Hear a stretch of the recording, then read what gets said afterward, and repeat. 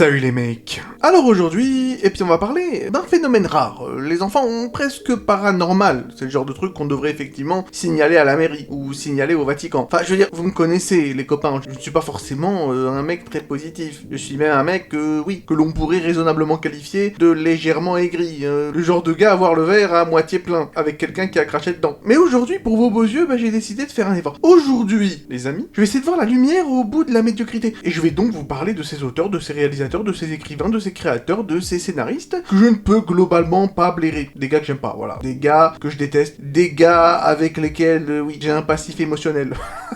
Avec lesquels j'ai un gros passif. Mais ces mecs-là, ils ont réussi une seule fois, à faire chavirer mon cœur. Donc on va parler aujourd'hui, vous l'aurez saisi, des créateurs de fiction que je déteste en général, mais qui ont sorti une œuvre que j'aime véritablement. Et attention, on va pas parler de fiction qui sont pour moi juste regardables ou qui peuvent passer avec de Doliprane. Non. Là, je vais vous parler d'œuvres qui me plaisent réellement. C'est-à-dire qu'il s'agira d'accidents industriels inversés. C'est comme le pigeon qui te chie dessus, sauf qu'en fait, il te laisse un billet de 50 dans la poche en passant par là. Enfin voilà, vous avez plus ou moins compris là où je vais essayer d'aller avec cette vidéo, mais avant de commencer les gars, si vous voulez soutenir la chaîne et m'encourager, surtout que je poste tous les jours comme vous le savez, abonnez-vous, mettez la cloche, boostez la vidéo, objectif 100K avant la fin de l'année, parce que bon, oui, dois-je le dire ou ne dois-je pas le dire, il faut mettre tout de même la fameuse Daronne et le fameux Yaji Baby, tous les deux à l'abri. Alors sans plus attendre, c'est parti.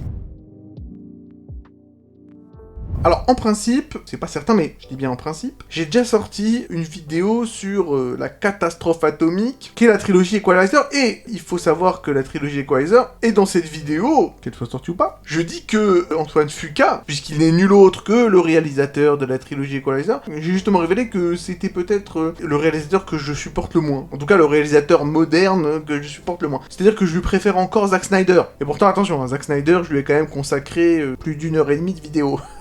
Donc ça rigole pas. Parce que Fuqua, en ce qui me concerne, c'est vraiment le roi de ça a de la gueule, mais dommage que ça ait la profondeur d'un bouchon de bouteille. C'est-à-dire que le mec s'est filmé, on va pas se mentir, il s'est posé une lumière, posé une tension urbaine, la caméra glisse bien, il y a 2-3 ralentis, 2-3 regards noirs. Bon, voilà. Tu peux te dire, ouais, let him cook, laisse-le cuisiner. Sauf que quand tu goûtes, voilà, tu te rends compte que l'assaisonnement, ça a été remplacé par du carton humide. Et Fuqua, c'est souvent ça. C'est la forme qui arrive en costard 3 pièces, mais la substance, elle, elle débarque en claquette chaussette. Si on prend son remake des 7 mercenaires, sorti en 2016, c'est propre et c'est carré et c'est divertissant en apparence, mais quand tu grattes un peu, il y a rien. Mais genre, zéro, il y a R. C'est un western qui dit rien sur le western, hein, voilà. C'est un film qui prend la poussière du genre pour faire joli, mais il y a rien à raconter dessous. C'est un meuble de catalogue monté correctement, mais t'as certainement pas envie de le transmettre à tes enfants. Et je peux dire ça de la majorité de ces films. Bon, on parlera pas de The Equalizer, parce que j'ai déjà détruit et descendu cette saga, mais la majorité de ces films sont juste des nanas, dans le meilleur des cas, que ce soit La Rage au ventre, qui est donc juste Rocky. Voilà, Rocky avec Jake Gyllenhaal. Voilà, Bullet Train, Dark Wolf, La chute de la Maison Blanche.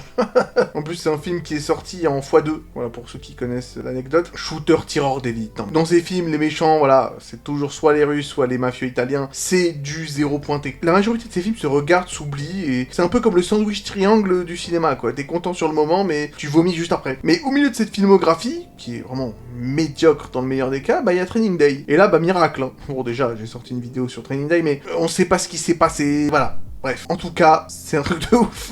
Peut-être qu'Antoine Fuqua est tombé sur la bonne matière, peut-être qu'il est tombé sur les bonnes personnes, qui l'ont empêché de faire un simple thriller de flic corrompu, tout droit sorti d'un distributeur automatique comme la majorité de ses films. Parce que Training Day, c'est pas juste un film qui fonctionne, c'est un film qui brûle. Et ce qui est fascinant dans ce film, c'est qu'il marche précisément là où Fuqua foire souvent, c'est-à-dire dans la substance. Parce que d'habitude, chez Fuqua, tu ressors avec de belles images. Mais bon, il y a pas trop d'idées, pas trop de fond, il y a pas de message, enfin, les thèmes sont cousus de fil blanc. Sauf que dans Training Day, au-delà, évidemment, charisme impérial de Denzel et aussi de Ethan Hawke, qui fait plus que le boulot, tu ressors avec une idée, tu ressors avec une vraie question qui te colle au semelle, c'est-à-dire jusqu'où faut-il aller pour affronter le mal? Est-ce qu'on peut s'en approcher sans se salir, et surtout, est-ce qu'à force de fréquenter les monstres, est-ce qu'on finirait pas par leur ressembler, avec le même sourire carnassier et la même odeur de charnier sous l'après-rasage? Parce que Training Day, c'est le He Who Fight Monster en film. He Who Fight Monster, c'est la fameuse citation de Nietzsche, c'est-à-dire qui combat les monstres doit faire attention de pas devenir lui-même un monstre, et qui regarde la Bible l'abysse doit faire attention que l'abysse ne le regarde pas en retour. Voilà, la fameuse citation de Nietzsche. Et c'est totalement Training Day, c'est-à-dire que ce film prend cette idée et la fout dans une voiture, dans des rues sales, dans un rapport maître-élève complètement starbé avec Jake Hoyt, joué par Ethan Goat, qui arrive avec sa petite morale, son envie de bien faire, sa croyance encore intacte dans le système, et il se fait prendre, pour ainsi dire, en otage par Alonzo Harris, évidemment. Monsieur Denzel Washington, qui n'est pas juste un ripo charismatique, mais une philosophie ambulante. Alonzo, c'est pas un personnage subtil, en fait, au sens discret du terme, c'est un ogre. Il parle fort, il occupe l'espace, il avale l'air de chaque scène, d'accord, mais derrière ce show permanent, il y a une vraie logique tordue. Il se voit pas comme un méchant de cartoon, il se voit comme un homme adapté au réel, un type qui a compris que le monde était pourri et qu'il faut devenir pire que la pourriture pour garder le contrôle sur la pourriture. Et c'est là que le film devient fort, parce que il te montre pas juste un flic corrompu contre un flic pur, il te montre une version du pragmatisme qui a muté en monstruosité. Et ça, honnêtement, on va le dire, désolé pour Fuqua, mais ça tient beaucoup à Denzel Washington et à Ethan Hawke. Parce que sur le papier, un film comme ça peut très vite devenir soit un duel trop démonstratif, soit une succession de scènes en mode ouais, le bleu apprend que la rue est dure, avec une grosse musique et la morale de fin écrite au marqueur. Sauf que dans ce film-là, la plupart des dialogues ont été improvisés, ou du moins fortement remodelés par les acteurs. Et ça se sent immédiatement, ça respire, ça mord, ça dérape. Enfin, l'alchimie entre Washington et Hawke est pour moi quasiment indescriptible. Il y a une nervosité organique entre ces deux gars-là, une sensation que, en fait, les mots naissent dans l'instant, les rapports de force bougent à chaque seconde. Washington, il te récite pas un rôle, il te contamine. Le gars est tellement charismatique que d'un côté, tu veux le croire. Quand il dit à Jake, ouais, si tu veux attraper les loups, il faut toi-même devenir un loup. Il faut avoir un peu de boue sur toi, quitte effectivement à mettre de côté ta morale. Et Jake, de l'autre côté, il joue pas juste, oui, le petit bleu qui a peur de la rue. En fait, non, il essaie de rester entier pendant que, oui, Alonzo essaie de lui limer son âme avec une râpe à fromage. Alonzo est littéralement devenu un monstre afin d'attraper les monstres. Et de l'autre côté, on voit Jake qui hésite. Est-ce que lui-même doit devenir un monstre ou doit-il rester une brebis, quitte à ne pas avoir les outils pour attraper les loups? Enfin bref, vous avez compris, c'est génial et... c'est un génie qui malheureusement est totalement absent de la majorité des films de Fuqua. C'est bien con. Mais encore une fois, faut vraiment comprendre que la majorité des dialogues qui ont fait mouche, c'est les acteurs qui les ont balancés. Selon le propre aveu de Fuqua, en fait, il allumait la caméra et il laissait les acteurs parler. Non mais littéralement, hein. Et même quand il éteignait la caméra, limite il avait envie de la réenclencher parce qu'il y avait des répliques de fous qui s'échangeaient toutes les secondes quoi. Vraiment, sur Training Day, toutes les planètes se sont alignées et Fuqua a juste eu la sagesse de pas casser la machine. Il a simplement tenu le volant pendant que Denzel et Ethan Hawke, foutaient le feu au moteur. Et finalement, le meilleur film de Fuqua est précisément celui qui échappe le plus à ses défauts habituels. Pas de scénario cousu de fil blanc qui te saute à la gorge comme un clown sans maquillage, pas de personnage réduit à une fonction, pas de vide thématique planqué derrière de jolies images, c'est juste une vraie tragédie morale sous forme de polar tendu, portée par deux acteurs qui te donnent l'impression de jouer leur vie en fait dans chaque regard. Alors bien sûr, c'est un film de Fuqua, donc faut toujours mettre les méchants russes quelque part, sinon c'est pas un film de Fuqua, et il y en a, mais on les voit extrêmement peu, et finalement, le cœur nucléaire du film, c'est la relation de corruption, d'une certaine manière, entre Alonzo Harris et Jake Hoyt, et c'est exactement ce qu'il fallait que ce soit. Et donc Training Day, finalement, c'est une anomalie, et ce sera, je pense, de façon éternelle, le seul film de la filmographie de Fuqua que j'apprécie, et que j'apprécie plus qu'il en faut, d'ailleurs. C'est un de mes films préférés. Et bon, puisqu'on est dans le rayon des réalisateurs que j'apprécie pas des masses, je pense qu'effectivement il serait temps de parler de monsieur M. Night Shyamalan. En fait, M. Night, c'est un peu comme ce pote qui te fait un tour de magie incroyable une fois, et qui ensuite passe 15 ans à t'expliquer que si t'as pas aimé tous les autres tours de magie, c'est qu'en fait t'as pas compris le concept. Mais en fait, le souci c'est pas qu'il manque d'idées, au contraire, en fait il a trop d'idées. Beaucoup d'idées. Et qu'en plus il les traite comme des gadgets. Et depuis le 6ème sens, Shyamalan s'est un peu mis à vivre dans l'ombre de son propre twist, comme un chanteur qui a fait un tube en 2001 et qui refuse de chanter autre chose en concert. Et donc le résultat c'est que chacun de ses films devient une chasse au retournement final. Tu regardes plus l'histoire pour ce qu'elle raconte, tu la regardes un peu, oui, comme tu scruterais un suspect. En mode ouais non mais il va me la mettre où la douille.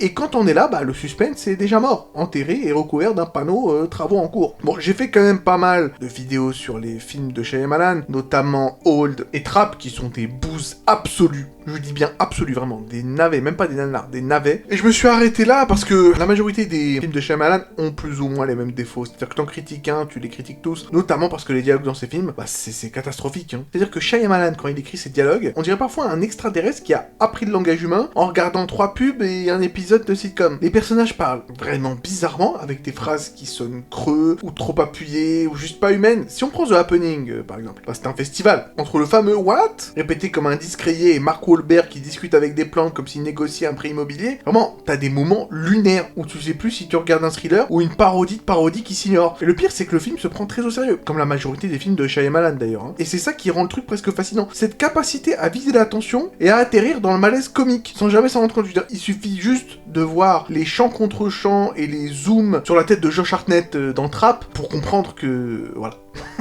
Pour comprendre qu'il y a peut-être un petit problème au niveau de la direction d'acteur. Et à cela, faut quand même ajouter des concepts souvent intéressants sur le papier, comme la peur collective, l'isolement et tout ça, mais le souci c'est que c'est très mal exécuté, et avec des trous scénaristiques, oui, gros comme des portes de garage. La narration boite souvent, et puis bon, il y a cette tendance à pas mal de prétention, avec ses propres caméos, où l'ami Shyamalan apparaît comme s'il passait dire bonjour dans son propre film. Et avec tout ça, bah t'obtiens une filmographie, genre avec des dents de scie rouillées. Si on prend La jeune fille de l'eau, bah c'est typiquement ça, c'est une idée étrange, presque poétique à la base, et en plus, bon, il y a monsieur Paul Giamatti dedans, donc un acteur qui est vraiment très charismatique, un acteur qui est vraiment excellent, donc j'ai envie de dire tout était là, mais le souci c'est que c'est raconté comme un puzzle, où les pièces ont été taillées avec les pieds. Tu sens qu'il veut dire quelque chose, mais t'as l'impression qu'il a perdu la notice en route. Surtout que bon, voilà, tu sens que c'est quand même un film un peu en mode vengeance, quoi. Il y a une scène où tu vois un critique de cinéma qui se fait bouffer par le monstre du film, quoi. Tu sentais qu'il avait bien le seum des critiques cinéma de l'époque. Bon bref, peu importe. Alors là, vous allez me dire, ok, bon Yaji, tu vas arrêter de tirer sur ce pauvre Shyamalan, c'est bon, laisse-le vivre un peu. Bah oui, mais justement, j'y viens. S'il y a bien quelque chose que j'apprécie particulièrement dans la filmographie de Shyamalan, c'est pas un film, même si bon, il y a plus qu'un film, hein, je dirais. Le Sixième Sens, c'est un film plus qu'excellent, là-dessus, il n'y a pas de problème, mais je parlerai pas du Sixième Sens, parce que bon, ça tombe sous le sens,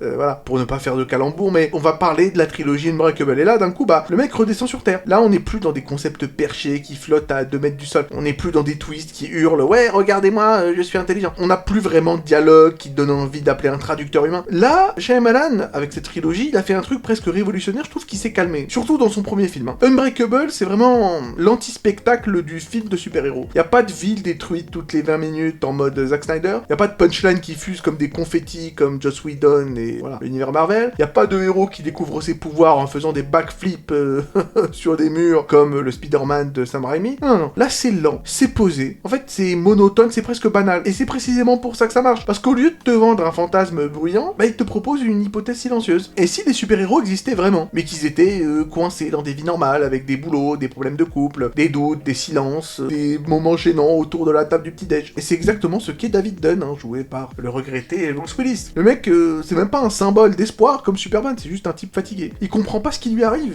il sait pas quoi faire du don qu'il a, il a même pas envie d'être spécial, il a déjà du mal à être fonctionnel, il a beaucoup de difficultés à maintenir son couple à flot, voilà, sa relation avec son fils, c'est pas forcément au beau fixe, enfin je veux dire, voilà, le mec, au-delà même d'être un héros, voilà, est-ce que c'est même un individu fonctionnel dans la société? Et en face, t'as Elijah Price, joué par l'immense, évidemment, Samuel L. Jackson, et là, bah c'est tout l'inverse. On a un mec brisé physiquement, qui a donc la maladie des os de verre, mais obsédé par l'idée que le monde doit avoir un équilibre, une logique, et qu'en fait, il y aurait une mythologie cachée que personne ne veut vraiment voir, quoi, mais que lui est capable de voir. Et là, pour une fois, le thème, bah c'est pas juste une déco, ça structure tout. Cette idée qu'il faut des extrêmes pour que le monde fasse sens, qu'un homme incassable implique forcément quelque part, bah qu'il y a un homme fragile à l'extrême, c'est simple, mais c'est puissant, et surtout, Shyamalan arrête de te prendre, dans ce film-là, par le col, pour te dire, ouais, attention, il y a un twist dans 5 minutes. Non, non, le retournement de Breakable, ça fonctionne justement parce que, bah, il est pas traité comme un feu d'artifice. Il arrive presque calmement, comme une révélation qui s'impose, pas comme une gifle gratuite. C'est pas, ouais, regardez comme je suis malin, c'est regardez ce que ça implique. Et ça change tout, parce que le twist, ça détruit pas le film, en fait, ça le recontextualise, ça donne du poids à tout ce qu'on a vu avant, au lieu de le rendre obsolète. Parce que le twist, attention, je spoil, hein, mais c'est que David Dunn découvre que c'est un super-héros, qu'il est super, entre guillemets, qu'il a des pouvoirs, parce qu'au tout début du film, il prend un train qui déraille. Tout le monde crève dans cet accident, sauf lui. Et à partir de là, il commence donc à découvrir ses pouvoirs, il fait la rencontre d'Elijah, qui est donc un homme handicapé dont les os cassent au moindre choc, qui a trouvé du réconfort dans les comics. Toutes les scènes avec lui sont pour moi ultra goldées. Hein. De la première, lorsque sa mère lui offre son premier comics, à toutes les scènes où il fait des sortes de vernissage et tout ça, enfin, tu sens que le mec est tellement passionné par les comics, c'est vraiment juste... Enfin, je sais pas, je trouve ça tellement bien écrit, ce qui est rare quand même pour un film de Shyamalan. Bref, on découvre à la fin du film que c'est Elijah qui a provoqué l'accident du train, et qu'en réalité, il a provoqué des centaines d'accidents à travers tout le pays, afin de trouver son opposé. C'est-à-dire que si lui, il est ultra fragile, alors forcément, il existe dans le monde quelqu'un qui est tout son contraire, quoi. Enfin, c'est génial. Le concept est absolument génial, et voilà, bah, c'est un super film. Tout simplement, je veux dire, là-dessus, y a pas de souci. Hein. Et cette approche, bah, ça se prolonge dans Split et dans Glass. Même si tout n'est pas parfait, hein. Je sais que généralement Glass est considéré comme un très mauvais film. Je suis pas loin de le penser, mais j'ai trouvé quand même le film très très bon. C'est juste la fin qui est merdique, de la manière, j'en avais parlé dans ma vidéo sur les pires fins d'histoire de la fiction, mais c'est dommage, le film est, je trouve, quand même très bon, mais bref. Malgré tout ce que je dis, l'idée centrale reste brillante. Intégrer les codes du super-héros dans un monde crédible, presque clinique, où les gens doutent de leur pouvoir, et c'est pour ça que je trouve que Glass tient quand même la route malgré la fin complètement éclatée au sol. Le fait que David Dunn doute de ses propres pouvoirs, je trouve ça génial. Le fait que la société ne valide pas immédiatement l'extraordinaire, où tout peut être interprété comme une maladie mentale plutôt qu'un pouvoir, encore une fois, c'est le concept de Glass, et je trouve ça incroyable. Là, vraiment, on n'est plus dans de la power fantasy, dans du fantasme, on est dans ce qu'on appelle la friction entre le mythe et le réel, et ça c'est 1000 fois plus intéressant que de voir un mec voler en criant, je veux dire... Je sais pas, j'ai été conquis, et pourtant c'était pas forcément gagné, mais les 3 films pour moi sont bons. Voilà, 3 films pour moi sont bons. Même Glass, parce que Samuel L. Jackson est impérial dans Glass, je trouve. Voilà. Bon, évidemment que la fin est complètement, voilà, atomisée au sous-sol, avec Bruce Willis qui meurt dans une flaque, tué par un PNJ. Évidemment que c'est écrasé, mais que voulez-vous? Bon, voilà, Shyamalan ne pouvait pas, voilà, il devait effectivement faire le con avant la ligne d'arrivée. Dommage, mais ça reste quand même très bien, quoi. Et c'est pour moi l'une des approches les plus intéressantes du genre super-héroïque. Voilà. D'ailleurs, j'ai pas honte de le dire, je préfère 1000 fois la trilogie Unbreakable que n'importe quel film de l'univers Marvel. Voilà, je l'ai dit, je le pense, et j'ai pas honte. Voilà. Bravo à Shyamalan pour une fois. Bon, on passe au 3e créateur, et attention, c'est pas n'importe quel créateur, parce que là, il s'agira donc d'un cas clinique. Évidemment, on va parler de Yoko Taro. Alors, c'est le genre de mec qui te regarde droit dans les yeux et qui te dit, écoute, je vais te raconter un truc. Sauf que le truc qu'il va te raconter, le Yoko Taro, ça va être une histoire montée à l'envers, sauf que c'est à l'envers de l'endroit d'à l'envers. Voilà, j'espère que vous m'avez compris, parce que moi, j'ai pas compris. En fait, le truc de Yoko Taro, c'est pas vraiment la cohérence, c'est plus l'impact. Lui, il parle d'une émotion finale, il part de la fin, bien souvent. Hein. C'est-à-dire que lui, il va partir d'une émotion finale, il va partir de la fin, souvent bien sombre, bien nihiliste, en mode, ouais, tout ça pour ça. Sur TV Trope, on appelle ça Shaggy's Dog Story, c'est-à-dire que voilà, à la fin, le dog, il se fait tirer dessus. C'est ça, c'est un trope où au final, bon, il aurait peut-être été préférable de pas se lever le matin, quoi, en gros c'est ça. Et donc, notre ami Taro remonte le fil à reculons, le fil de son histoire, le fil de sa narration, en remplissant les trous un peu comme il peut. Et donc, résultat, bah t'as des récits qui peuvent être puissants, mais qui sont surtout complètement bancals, avec des worldbuilding qui tiennent pas la route, des incohérences qui dépassent comme des câbles derrière une télé mal installée, des personnages qui font parfois pas vraiment beaucoup de sens, une narration maladroite dans le meilleur des cas, des jeux, parce que il s'agit donc d'un développeur de vidéos qui n'ont pas de fin canon. Voilà, ça c'est un truc de dingue quand même. Hein. Imaginez le délire, quoi. C'est-à-dire que tu vas sortir un jeu. Le jeu, il a 5 fins, aucune des fins n'est canon. Donc voilà. Déjà, à partir de là, pour moi, il y a des têtes qui doivent rouler. C'est-à-dire que, normalement, il y a bagarre, en fait.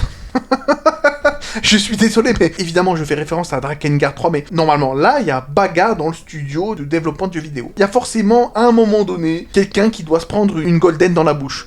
Comment c'est possible? Tu sors un jeu avec 5 fins, aucune n'est canon, et pour voir la vraie fin canon, il faut acheter un roman de merde à côté. Encore une fois, bon, c'est le problème des jeux de Yoko Taro, bien souvent l'histoire est volontairement confuse, fragmentée, mal écrite, bien souvent planquée derrière plusieurs runs. Hein. Faut finir le jeu 4 à 5 à 6 fois pour essayer de comprendre les tenants et les aboutissants, et parfois, même quand tu termines 4 à 5 fois, t'as pas la fin canon. Encore une fois, je vais pas reparler de Drakengard 3, mais bref, pour avoir le lore complet, faut rejouer au jeu ad vitam aeternam. Bien souvent, d'ailleurs, tu l'as pas, il est mal écrit et il ne fait pas sens. Et à un moment donné, franchement, moi, lorsque je joue à ces jeux, j'ai moins l'impression de découvrir une histoire, plutôt qu'en fait de faire un stage non rémunéré dans un musée où les salles changent de place chaque nuit. Et le pire, c'est que ça pourrait passer, si la narration tenait solidement, mais souvent, ça donne juste l'impression de bricolage artistique. En mode, non mais faites pas confiance, ça va faire sens à la fin. Sauf que bon, bah, à la fin justement, elle te regarde avec un sourire gêné. En mode, bon, bah, t'as ressenti des trucs, non? Parce que justement, Yoko Taro aime beaucoup les thèmes matures. La souffrance, la violence, le nihilisme, le désespoir, la condition humaine, ça on le voit souvent, hein, surtout dans les nailleurs. Sauf que, bon, loin de moi l'idée de reparler de Drakengard 3, mais il peut te caser ça avec un humour, bon, digne d'un ado qui vient de découvrir Internet à 2h du mat, et sans surveillance parentale. Encore une fois, je suis désolé, mais Drakengard 3, ce jeu m'a tellement foutu le seum. On a toujours, entre deux réflexions sur la mort et le nihilisme, des blagues sexuelles extrêmement lourdes. Vraiment, mais quand je dis blagues sexuelles, c'est voilà, le vieux là, Octa qui part de la taille de son ISP, tout le temps. Decadus qui veut se faire fouetter. Et littéralement, mais je ne rigole pas, hein. Je ne rigole pas. Jouez-y, vous verrez. Et regardez des playthroughs. C'est même pas que je plaisante, c'est qu'en fait, je vous dis pas tout. Ça ne parle que de SEX, et de façon, mais vraiment, pire que sur Reddit, hein. Tout le temps. Comment tu peux t'investir émotionnellement dans cette merde? Mais c'est gênant. C'est gênant. Mais genre, quand je joue à ce jeu et que ma femme passe, moi, je coupe, je change, en fait. C'est trop gênant. Je ne peux pas. Bref. Et ajouter à ça une structure vraiment répétitive avec des quêtes secondaires qui ressemblent à des corvées maquillées en contenu narratif, un rythme qui fait des montagnes russes en ceinture de sécurité, et souvent un besoin d'aller lire des guides, des livres ou des annexes pour comprendre ce que le jeu aurait pu te raconter directement. Enfin, je veux dire, si on prend d'ailleurs Gestalt et Réplicante, on va être honnête, même au bout de 3 ou 4 playthroughs, il y a beaucoup de trucs que t'es pas censé comprendre, à part si t'as le wiki Nayer ouvert sur tes genoux en même temps, parce que je veux dire, vraiment, les jeux Nayer, et tout particulièrement Gestalt Réplicante, ça te demande quand même une implication presque militante, pour en tirer juste le sens minimum, et tout le monde n'a pas forcément envie de passer sa vie à assembler un puzzle dont certaines pièces sont vendues séparément. Mais bon, voilà, encore une fois, j'ai beaucoup critiqué, mais évidemment, s'il y a bien un jeu que je respecte immensément, je dis bien immensément, d'ailleurs c'est un de mes jeux préférés, réalisé par l'ami Yoko Taro, bah c'est son premier, c'est Drakengard 1. Le jeu est pas parfait, hein. Bon, le gameplay est apocalyptique, dans le meilleur des cas, mais c'est un jeu spécial, je trouve. C'est un jeu spécial, j'en ai beaucoup parlé. D'ailleurs, j'ai fait une vidéo sur Drakengard, j'ai fait une vidéo sur la trilogie Drakengard. Généralement, quand je parle des meilleures fins de l'histoire de la fiction, je parle de Drakengard 1. Et il me semble d'ailleurs dans la vidéo où je parle de mes fins préférées, je parle de la fin de Drakengard 1, enfin de la fin. Il y en a 5, donc voilà, mais toutes les fins sont extraordinaires. C'est bien, Drakengard 1. Vraiment. Écoutez, le délire avec le premier opus de Drakengard, c'est que ce jeu contient tous les défauts chers à Yoko Taro. Voilà. L'écriture à l'envers, le ton bancal, les blagues un peu bizarres, worldbuilding d'autant plus compliqué que ça empiète un peu sur l'émotion. Je vais essayer de pas oublier, hein, pour vous donner un exemple très précis de ce que je veux dire, mais je vais continuer à dérouler et peut-être après, voilà, si j'y pense, je vous donne l'exemple. Mais en gros, Drakengard 1, c'est un jeu qui cherche pas forcément à te faire plaisir. Il veut te déranger, il veut te mettre mal à l'aise. Et surtout, il veut prendre à contre-pied toutes les attentes du joueur. C'est-à-dire que toi, tu lances le jeu en pensant jouer un truc à la Dynasty Warriors, hein, du défouloir médiéval où tu découpes tes centaines d'ennemis comme si c'était du papier bulle. Sauf que là, le jeu il te regarde faire ça, il te dit mais tu te rends compte de ce que ça veut dire? Parce que Kaim, le personnage principal, c'est pas un héros classique, loin s'en faut. Ce n'est pas un élu lumineux, c'est pas un chevalier au grand cœur. C'est un mec brisé, muet, obsédé par le meurtre. Et le jeu ne fait rien pour rendre ça cool. Au contraire, il insiste. Il te montre que tuer des centaines de gens, bah c'est pas normal, c'est pas trop normal. Et il te montre que quelqu'un qui fait ça, encore et encore et encore et encore, il peut pas être sain d'esprit, ok? Et là où il y a plein de jeux qui glorifient la violence en la rendant propre, efficace et abstraite, bah Drakengard te la renvoie à la gueule, comme un miroir fissuré. En mode ouais, tu voulais de la power fantasy? Bah voilà. Voilà ta power fantasy enfoiré. Je veux dire, le nombre de cutscenes où tu vois toute l'équipe de Kaim en train de l'insulter, lui demander de se calmer, ou même des séquences où tu vois Kaim littéralement mettre des penalty kicks à la Vanderlei Silva, à ce qui est censé être son mentor, c'est-à-dire Verdelais, c'est quand même assez fou. C'est comme si, dans le Seigneur des Anneaux, tu voyais Frodon mettre des penalty kicks à la Shogun Rua dans la tête de Gandalf. C'est un truc de fou. Et encore, le premier Drakengard ne fait pas juste que de déconstruire les jeux à la Dynasty Warriors, les beat'em up. Non, non. Il déconstruit aussi le JRPG japonais, parce que vraiment, quand tu vois l'équipe que tu te ramasses... Là, c'est pas Aeris, hein. Ce n'est pas Zell, ce n'est pas Quistis, ce n'est pas Steiner, ce n'est pas Oron ou Kimari. Non, non, non. C'est Léonard. Léonard qui a donc, une attirance pour les jeunes garçons. Voilà, bon bah écoutez, c'est Frédéric Mitterrand. Au-dessus de 14 ans, c'est dégueulasse. Et à côté de ça, on a Ariok, qui fait aussi partie des personnages jouables, qui a une certaine tendance à bouffer des enfants, littéralement. Voilà, elle aime manger les enfants.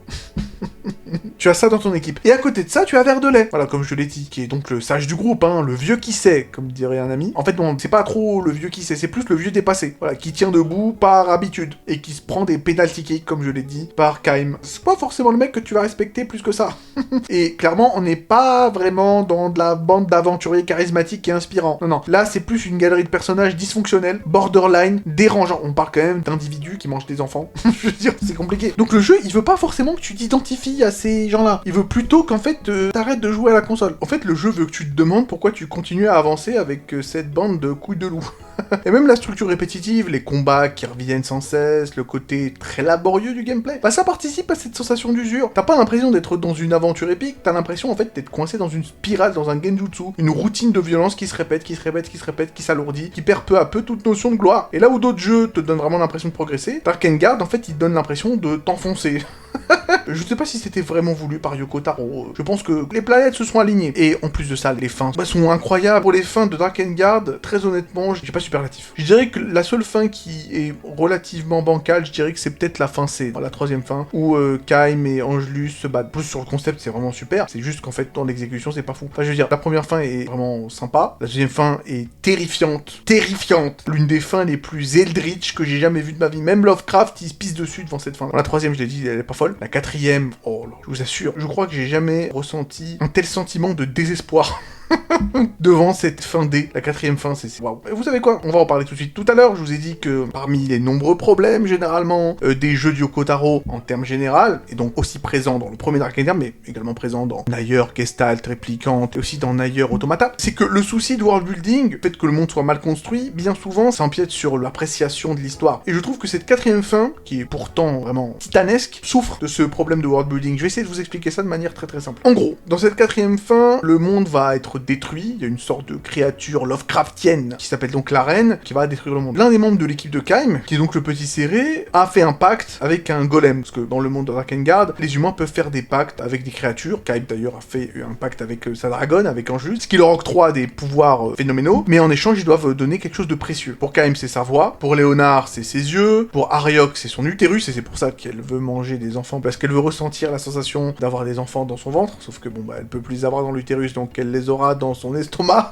encore une fois, complètement dingo. Et pour Serré c'est le temps, c'est-à-dire qu'il ne peut pas grandir, il va rester dans son état de petit garçon de 6 ans, il ne grandira jamais, ok? Et donc, Serré a comme l'idée de figer la planète en libérant son temps, en cassant son pacte sur le ventre de la reine, afin de sauver le monde, mais d'un autre côté, le monde sera sauvé, mais il sera figé dans le temps, donc le monde sera détruit, mais d'une façon différente. Vous m'avez compris, cette fin est glaçante. Le souci, c'est que dans cette fin, il y a beaucoup de mécanismes et de lore qui sont balancés vraiment à la dernière seconde, alors qu'il aurait été beaucoup plus narrativement logique de balancer ce lore bien avant. Par exemple, la légende du petit héros, parce que Serré, dans cette fin, raconte la légende du petit héros, c'est un héros qui a bu le temps pour sauver le monde ou je sais pas quoi, mais il te raconte ça à la toute fin de la fin 4. Genre, ce serait quand même sympa de l'expliquer avant. Ou même le fait de pouvoir casser son pacte. On en parle à peine dans le jeu, va. Encore une fois, il y a beaucoup de lore qui est balancé pour cette fin qui est extraordinaire, mais encore une fois, tu sens la maladresse d'écriture. Ce sont des mécaniques narratives très importantes qui auraient dû être révélées aux joueurs bien avant dans le jeu, quoi. Et c'est quelque chose qui arrive trop souvent dans les Nier, trop souvent même dans Drakengard 3. C'est vraiment merdique, quoi. Et pour revenir à Drakengard 3, ce jeu, il me donne l'impression, c'est même pas il me donne l'impression, pour moi j'en suis certain, Yoko Taro avait une idée avec les 5 sœurs, le concept de fleurs parasites, il ne voulait pas peut-être créer une autre franchise, donc il a décidé d'en faire un préquel à Drakengard. Sauf que ça n'a aucun, je dis bien aucun lien avec Drakengard. Le délire des fleurs et tout, alors que, enfin je veux dire, Drakengard, les thèmes sont totalement différents, avec le délire des veilleurs et tout, et puis bon, la fin dont je vais vous parler, parce que j'ai pas encore parlé de la fin, de la meilleure fin, c'est-à-dire la 5ème fin, je vais en parler tout de suite, mais bref, ça n'a strictement rien à voir, mais il a fait de ce jeu Drakengard 3 un jeu Drakengard alors que ça n'avait strictement rien à voir, et c'est pour ça qu'aucune des 5 fins n'est canon, et c'est pour ça qu'aucune des 5 fins ne se raccorde avec le premier Drakengard. C'est pour ça, parce que c'était pas un jeu fait à la base pour faire partie de la mythologie Drakengard, c'est le souci. Mais bon,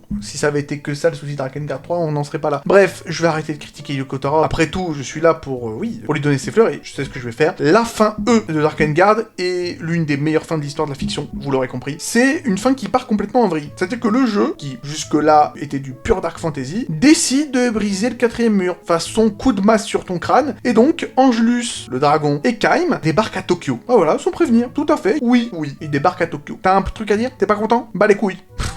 C'est-à-dire que depuis le début, t'es dans un délire médiéval sombre, c'est du berserk, hein, d'ailleurs, Yoko Taro l'a dit, il s'est beaucoup inspiré de Guts pour écrire Kaim, ça se voit, hein. Voilà, il y a des dragons, il y a des pactes, et d'un coup, tu te retrouves dans une ville moderne, avec des avions de chasse. C'est absurde, brutal, ridicule, et inoubliable. Encore une fois, la claque dans ma sale gueule que j'ai reçue quand j'ai vu cette fin, mais je me suis dit, mais Yoko Taro se fout. Il faut l'arrêter, et c'est vraiment dommage. En fait, Yoko Taro, ce qu'il lui faut, c'est un mec pour le cadrer. Il y a des idées géniales, mais il faut un mec pour le cadrer. Et autant les défauts qui sont dans Nier et qui sont dans Drakengard peuvent encore être acceptés dans Drakengard parce que c'est son premier jeu, c'est sa première œuvre. Donc on peut fermer les yeux, on peut plus fermer les yeux dans Nier, dans Gestalt, dans Replicant. Parce que dans Gestalt et Replicant, les thèmes sont vraiment super. Le délire dans ta première run, tu crois que t'es le héros, et dans toutes les autres runs, on t'explique petit à petit que c'est toi le méchant. Mais ça c'est génial, et c'est mon trope préféré. Ne suis-je pas, après tout, un fan de Spec Ops The Line? C'est mon trope préféré. Mais c'est tellement mal fait, tellement mal écrit, avec un world building qui ne tient littéralement pas debout, que tu ne peux pas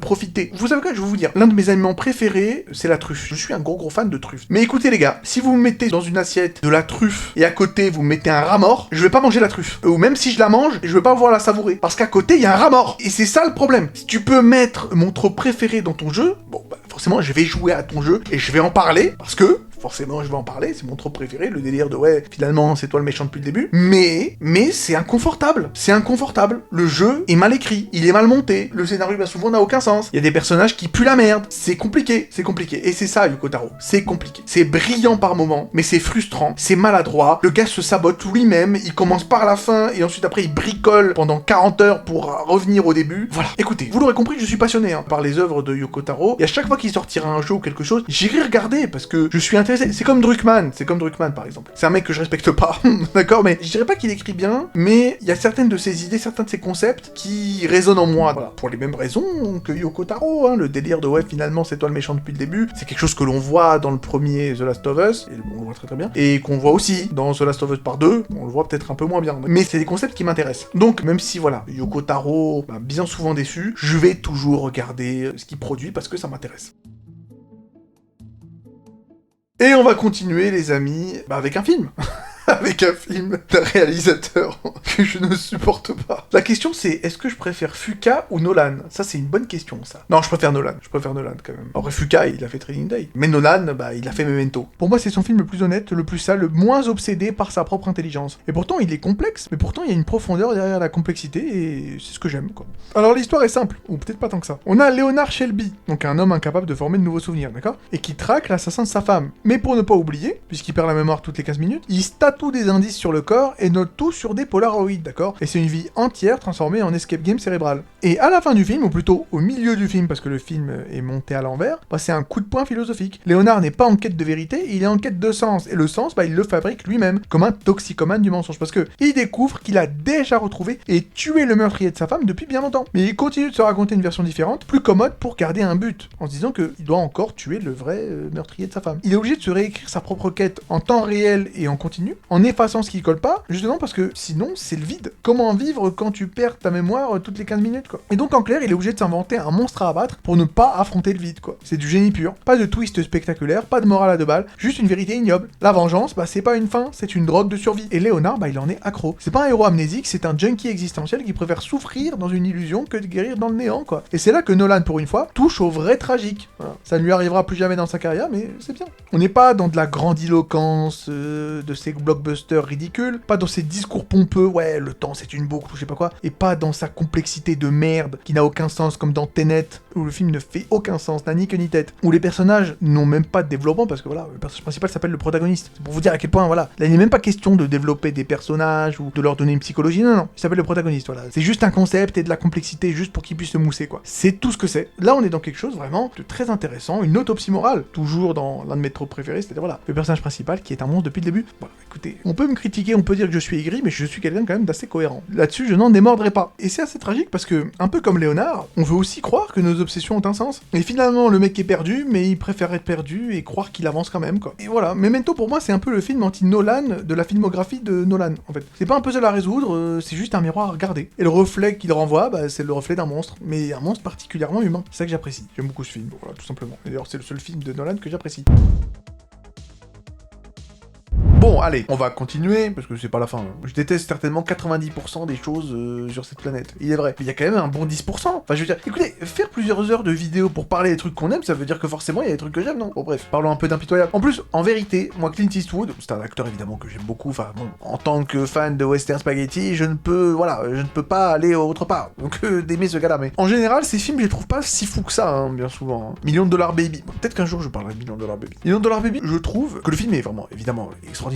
La performance de Morgan Freeman me fout des frissons à chaque fois que je regarde le film. Et je trouve que c'est un film qui n'a aucun sens dans le sens où il y a deux films dans un seul, quoi. La première heure et demie du film n'a strictement rien à voir avec la fin, quoi. C'est-à-dire que à la fin, lorsque tu termines le film, tu dis ok, alors le thème du film c'est quoi? C'est même pas la boxe, c'est un plaidoyer pour l'euthanasie, d'accord? Mais durant la première heure et demie du film, ça n'a strictement rien à voir. On parle d'une femme qui essaie effectivement d'avoir une revanche sur la vie, quoi, grâce à la boxe. C'est de l'ascenseur social et en plus c'est super bien écrit, hein. La voix off est très bien écrite. Voilà, c'est une revanche sur la vie en plus, avec toujours les sempiternels mêmes thèmes dans les films de Clint Eastwood, c'est-à-dire critique de la famille. Je sais pas ce qu'il a contre sa famille, Clint Eastwood, mais dans tous ses films quasiment, faut toujours qu'il montre la famille comme de la merde. Voilà, dans Gran Torino, c'est ça. Dans Million Dollar Baby, c'est ça. Je sais pas ce qu'il a contre sa famille, ce mec, il devrait se calmer. Bref, après, un gros respect à Eastwood. Tout ça pour vous dire que moi, en général, les films d'Eastwood, bon, American Sniper, Bon, j'en parlerai un jour, de toutes les manières. Si j'ai critiqué la saga Jarhead, faudra qu'un jour je me colle à American Sniper. Ça va arriver un jour ou l'autre, ne vous inquiétez pas. Je vais détruire ce film avec un très très grand plaisir. Voilà, tout ça pour vous dire que je suis pas forcément un énorme fan. Bon, Grand Torino, ça fait un peu téléfilm, hein, pour être tout à fait honnête avec vous. C'est un film sympathique, ne me faites pas dire ce que j'ai pas dit, mais c'est un peu un téléfilm, quoi. Bon, par contre, Impitoyable, ça fait partie de mes films préférés, top 10, hein, top 10 de mes films préférés. Facile, hein, facile, très très très facilement, sans trembler du menton. C'est un film que je trouve extraordinaire, magnifique, voilà.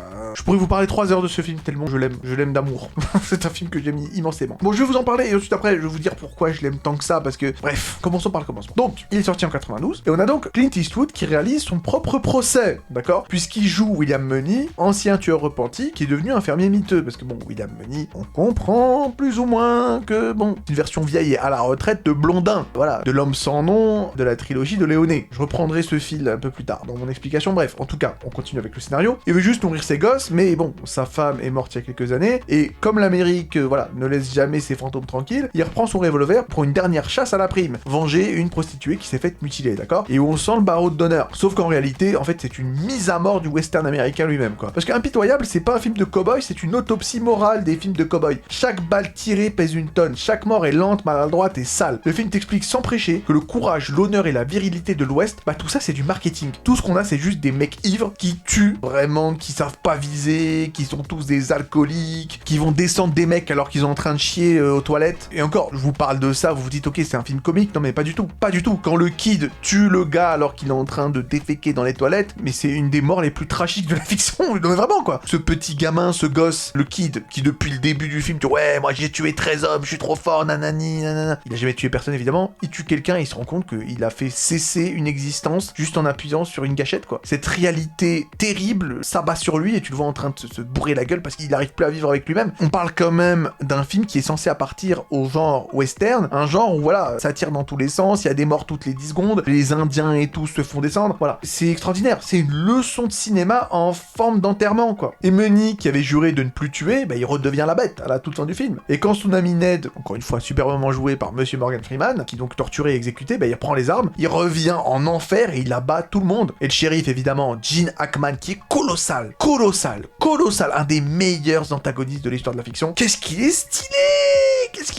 Et au-delà de ça, ce qui est très intéressant aussi, mais c'est pour ça que ce film, je trouve franchement, je sais pas il l'a sorti d'où ce film Eastwood, mais il l'a sorti de quelque part. Je sais pas s'il a péta le scénario à quelqu'un, mais ça ressemble pas du tout. Enfin, je veux dire, c'est tellement au-dessus de ce qu'en principe il propose. Et attention, je parle pas de ce qu'il propose en tant qu'acteur, je parle de ce qu'il propose en tant que réalisateur, parce que, ok, c'est un acteur dans ce film, mais c'est aussi le réalisateur, il fait les deux, hein, réalisation et acting. Où est-ce qu'il a sorti tout ça, je ne sais pas. Par exemple, le fait que Gene Hackman déboîte le pauvre English Bob, qui est censé représenter l'image un peu idéalisée du western américain, et à la fin, bon, voilà, il révèle à l'espèce d'artiste de bande dessinée qui suit English Bob un peu partout pour dessiner sa légende, voilà, il lui révèle qu'en fait, tout ce qu'il a dit, c'est du mytho. Voilà, tous les mecs qu'il a tués, là, le fameux cowboy légendaire de flingue, c'est pas qu'il a 2 flingues parce qu'il a 2 flingues, mais juste parce que, voilà, il avait une bite super grande. Tout ça pour dire que tout, c'est de la légende, c'est de la merde, en fait. Voilà. English Bob a tué 2 flingues, pas parce qu'il était meilleur que lui, mais juste parce que, bon, bah, l'autre, il était complètement rabat, il arrivait pas à viser juste, donc English Bob, bah, il lui a tiré dessus et puis il est mort, quoi. Voilà. Enfin, c'est pas exactement ça. Il me semble que le colt de 2 flingues lui a explosé dans la main, et donc c'est pour ça qu'English Bob a réussi à le tuer. Bref, voilà. C'est l'injection du réel dans le mythe du western. C'est trop fort. Et à la fin du film, quand William Munny se remet en mode serious business, se remet en mode tueur glacial, se remet, entre guillemets, en mode Blondin, parce qu'à la fin, c'est Blondin qui débarque, hein. Quand il rentre dans le saloon, c'est pas William qui rentre dans le saloon, c'est Blondin qui rentre dans le saloon. Et c'est le seul qui ressort du saloon. Voilà. Mais c'est terrible parce que, en tant Blondin dans la trilogie des Léoné, il y a toujours cet aspect cool, cet aspect stylé. Là, l'aspect cool, il est parti. Tout ce qu'on voit, c'est un monstre. C'est juste un monstre, d'ailleurs, il le dit, hein. J'ai tué tout ce qui bouge, tout ce qui rampe, tout ce qui respire sur cette planète. Voilà. Il le dit directement dès qu'il débarque. C'est une des scènes les plus stylées de l'histoire du cinéma aussi, il faut le dire, voilà. Tout a été déconstruit. Même les western spaghetti, qui sont pourtant eux-mêmes des déconstructions du western américain, ont été déconstruits. Eastwood a tout détruit dans ce film, mais dans le meilleur sens du terme. C'est le mythe du cowboy qui s'effondre dans la boue avec ce film Unforgiven, avec Impitoyable, Unforgiven en version originale. Vous avez compris, hein, je suis un très très gros fan de ce film, c'est pas pour rien qu'il est dans mon top 10. Je sais pas, on est même plus vraiment dans de la déconstruction du western avec ce film-là, c'est un requiem quoi. Eastwood enterre la légende qu'il a lui-même créée, avec le bon, la brute et le truand quoi. Il te montre les squelettes derrière le poncho, et il te dit que oui, les héros ça existe, mais le héros c'est pas moi. Il y a un héros qui existe, mais c'est pas moi. C'est pas Blondin. C'est le crépuscule du mythe américain. Voilà. Bref. Passons à autre chose. Bon, on continue et vous savez quoi? Je vais essayer, je dis bien essayer, le mot-clé étant essayer, de dire quelque chose de positif sur quelqu'un sur lequel, effectivement, je crache depuis le début de cette chaîne. On va parler de Tetsuya Nomura, on va parler de Kingdom Hearts 2. Alors, Kingdom Hearts, moi, c'est pas une franchise que j'apprécie. Voilà, j'ai écrit un script d'à peu près 90 pages pour cracher ma haine sur Kingdom Hearts. Je vais pisser sur Tetsuya Nomura, je vais insulter ses ancêtres, ça va être sympathique. Mais, après tout, cette vidéo est là pour prouver que je suis capable quand même d'amour, d'amitié et de tendresse, quand même. Et par conséquent, je vais dire du bien de Tetsuya Nomura et je vais dire du bien de Kingdom Hearts. Alors, Kingdom Hearts, c'est pas très bien, si vous voulez mon avis, et c'est pas très bien à la base, parce que c'est Nomura qui l'a écrit, d'accord? Parce que ce type écrit comme s'il était payé à la minute de confusion. Il y a une dizaine de jeux, 10 timelines, 15 clones, 40 cœurs manquants et une morale de scout. C'est-à-dire que voilà, l'amitié c'est trop bien, l'amour c'est trop cool, et la lumière, eh bien c'est bien et l'ombre c'est pas bien, voilà. Le tout emballé dans une fanfiction Disney qui s'est pris pour Heidegger. Et pourtant, parce qu'après tout vous dites ok, t'es bien gentil Yaji, mais ce serait quand même sympathique que tu dises des trucs bien. Ouais ben, je le dis tout de suite, Kingdom Hearts 2 a une super fin, je trouve. La fin marche très très bien. Je sais pas comment Tetsuya Nomura s'est débrouillé, mais c'est vraiment très bien. Bon alors, petit résumé de Kingdom Hearts, en tout cas jusqu'à Kingdom Hearts 2, pour ceux qui ont peut-être perdu le fil à cause d'un spin-off sur PSP. On a donc Sora, le garçon au cœur pur et à la coiffure criminelle, qui doit affronter l'organisation 13, des types sans cœur au look d'influenceur gothique, dirigé par Xemnas, a.k.a. Ansem, a.k.a. Xehanort, a.k.a. c'est pas le vrai, juste ton écho cosmique parce que bien sûr Nomura ne peut pas écrire quelque chose de simple, bref. Et donc pendant 2 jeux et demi, c'est-à-dire Kingdom Hearts 1, Kingdom Hearts Chain of Memories et Kingdom Hearts 2, tu cours après ton meilleur pote, Riku, coincé quelque part entre les ténèbres et la honte existentielle, tout en jonglant avec le trauma de Roxas, son double qu'il a aspiré au tout début de Kingdom Hearts 2, parce que ce sont simili, parce que y a certaines personnes, lorsqu'ils deviennent sans cœur, laissent aussi des simili de leur corps de base derrière eux. Écoutez, je ne sais pas quoi dire. Bref, merci Nomura. C'est un soap-opéra métaphysique où chaque personnage a un clone, chaque personnage a une crise de foi et une keyblade à la fin. Mais, encore une fois, je fais de mon mieux pour pas cracher ma haine.